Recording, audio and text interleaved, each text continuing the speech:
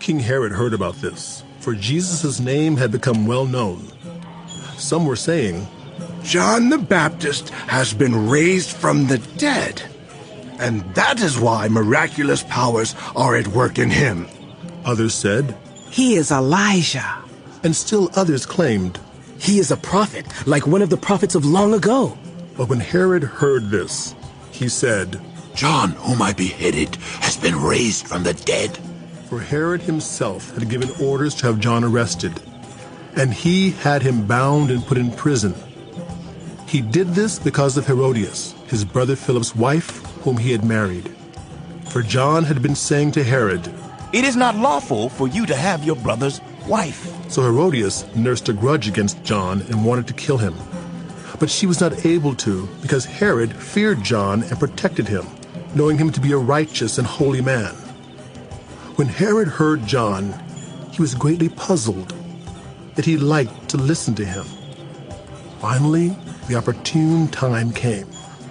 On his birthday, Herod gave a banquet for his high officials and military commanders and the leading men of Galilee. When the daughter of Herodias came in and danced, she pleased Herod and his dinner guests. The king said to the girl, Ask me for anything you want, and I'll give it to you. And he promised her with an oath, Whatever you ask, I will give you. Up to half my kingdom. She went out and said to her mother, What shall I ask for? The head of John the Baptist. She answered. At once the girl hurried in to the king with a request. I want you to give me, right now, the head of John the Baptist on a platter. The king was greatly distressed, but because of his oaths and his dinner guests, he did not want to refuse her. So he immediately sent an executioner with orders to bring John's head. The man went. They headed John in the prison and brought back his head on a platter. He presented it to the girl, and she gave it to her mother. On hearing of this, John's disciples came and took his body and laid it in a tomb. The apostles gathered around Jesus and reported to him all they had done and taught. Then, because so many people were coming and going that they did not even have a chance to eat, he said to them, Come with me by yourselves to a quiet place and to get some rest. So they went away by themselves in a boat to a solitary place. But many who saw them leaving recognized them and ran on foot from all the towns and got there ahead of them. When Jesus landed and saw a large crowd, he had compassion on them, because they were like sheep without a shepherd. So he began teaching them many things. By this time it was late in the day, so his disciples came to him. This is a remote place and it's already very late. Send the people away so they can go to the surrounding countryside and villages and buy themselves something to eat. But he answered, You give them something to eat. They said to him, That would take almost a year's wages. Are we to go and spend that much on bread and give it to them to eat? How many loaves do you have? He asked. Go and see. When they found out, they said, 5 and 2 fish. Then Jesus directed them to have all the people sit down in groups on the green grass. So they sat down in groups of hundreds and fifties. Taking the 5 loaves and the 2 fish, and looking up to heaven, he gave thanks and broke the loaves. Then he gave them to his disciples to set before the people. He also divided the 2 fish among them all. They all ate and were satisfied. And the disciples picked up 12 basketfuls of broken pieces of bread and fish. The number of the men who had eaten was 5,000. Immediately Jesus made his disciples get into the boat and go on ahead of him to Bethsaida, while he dismissed the crowd.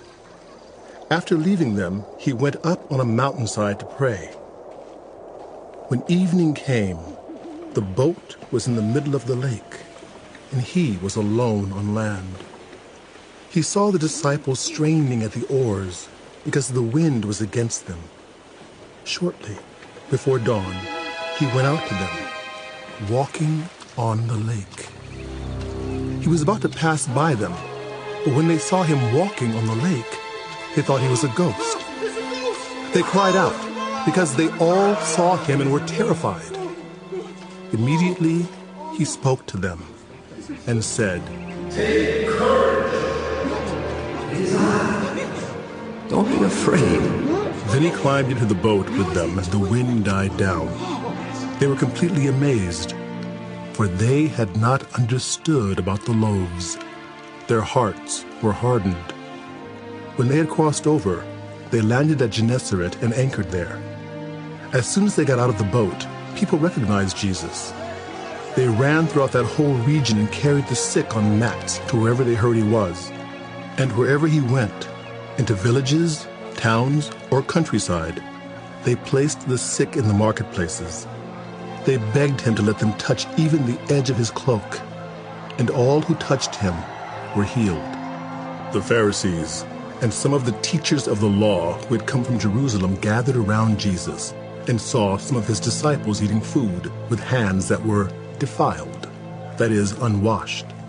The Pharisees and all the Jews do not eat unless they give their hands a ceremonial washing, holding to the tradition of the elders. When they come from the marketplace, they do not eat unless they wash, and they observe many other traditions such as the washing of cups, pitchers, and kettles.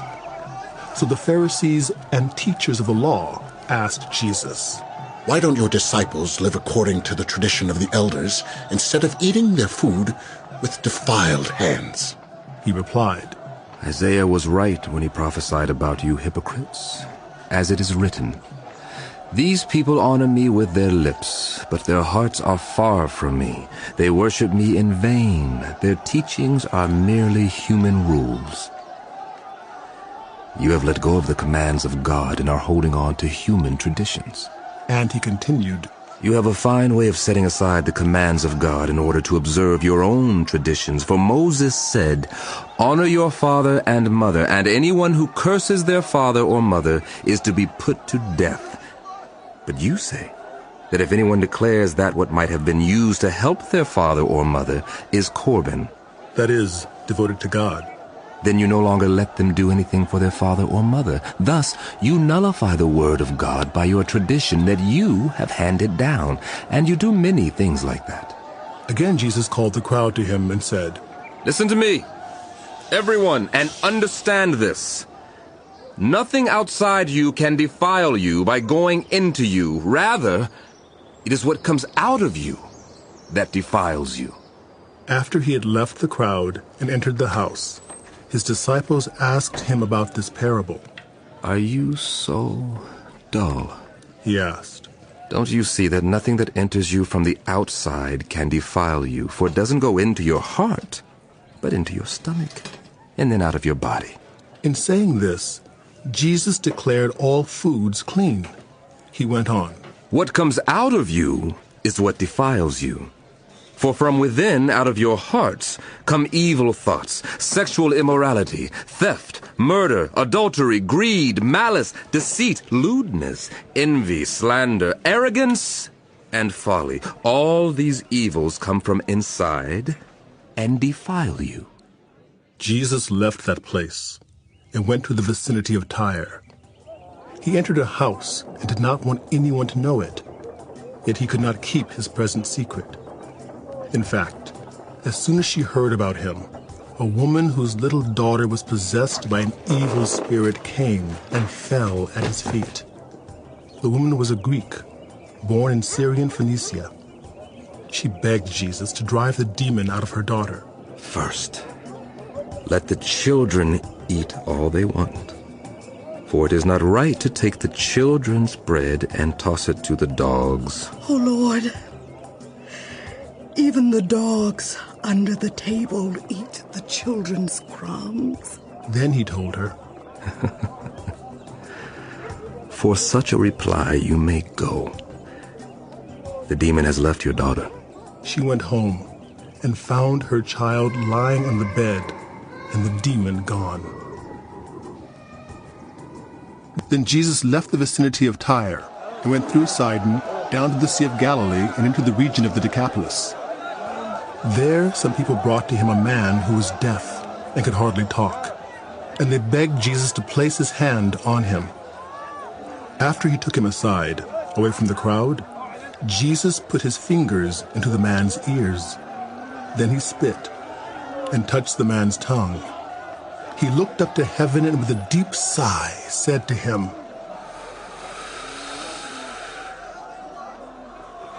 Ephphatha, which means, be opened. At this, the man's ears were opened, his tongue was loosened, and he began to speak plainly. Jesus commanded them not to tell anyone, but the more he did so, the more they kept talking about it. People were overwhelmed with amazement. He has done everything well, they said. He even makes the deaf hear and the mute speak.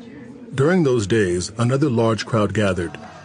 Since they had nothing to eat, Jesus called his disciples to him and said, I have compassion for these people. They have already been with me 3 days and have nothing to eat. If I send them home hungry, they will collapse on the way, because some of them have come a long distance. His disciples answered, But where in this remote place can anyone get enough bread to feed them? How many loaves do you have? Jesus asked. 7. They replied. He told the crowd to sit down on the ground. When he had taken the 7 loaves and given thanks, he broke them and gave them to his disciples to set before the people, and they did so. They had a few small fish as well. He gave thanks for them also, and told the disciples to distribute them. The people ate and were satisfied. Afterward, the disciples picked up 7 basketfuls of broken pieces that were left over. About 4,000 were present. And having sent them away, he got into the boat with his disciples and went to the region of Dalmanutha. The Pharisees came and began to question Jesus. To test him, they asked him for a sign from heaven. He sighed deeply and said, Why does this generation ask for a sign? Truly, I tell you, no sign will be given to it. Then he left them, got back into the boat, and crossed to the other side. The disciples had forgotten to bring bread, except for 1 loaf they had with them in the boat. Be careful, Jesus warned them. Watch out for the yeast of the Pharisees and that of Herod. They discussed this with one another and said, It is because we have no bread. Aware of their discussion, Jesus asked them, Why are you talking about having no bread? Do you still not see or understand? Are your hearts hardened? Do you have eyes but fail to see, and ears but fail to hear? And don't you remember, when I broke the 5 loaves for the 5,000, how many basketfuls of pieces did you pick up? 12. They replied. And when I broke the 7 loaves for the 4,000, how many basketfuls of pieces did you pick up? They answered, 7. He said to them, Do you still not understand? They came to Bethsaida, and some people brought a blind man and begged Jesus to touch him. He took the blind man by the hand and led him outside the village. When he had spit on the man's eyes and put his hands on him, Jesus asked, Do you see anything? He looked up and said, I see people. They look like trees walking around. Once more, Jesus put his hands on the man's eyes. Then his eyes were opened, his sight was restored, and he saw everything clearly. Jesus sent him home, saying, Don't even go into the village. Jesus and his disciples went on to the villages around Caesarea Philippi. On the way he asked them, Who do people say I am? They replied, Some say John the Baptist. Others say Elijah. And still others, one of the prophets. But what about you? He asked. Who do you say I am? Peter answered, You are the Messiah. Jesus warned them not to tell anyone about him. He then began to teach them that the Son of Man must suffer many things and be rejected by the elders, the chief priests, and the teachers of the law, and that he must be killed and after 3 days rise again. He spoke plainly about this, and Peter took him aside and began to rebuke him. But when Jesus turned and looked at his disciples, he rebuked Peter. Get behind me, Satan, he said. You do not have in mind the concerns of God, but merely human concerns.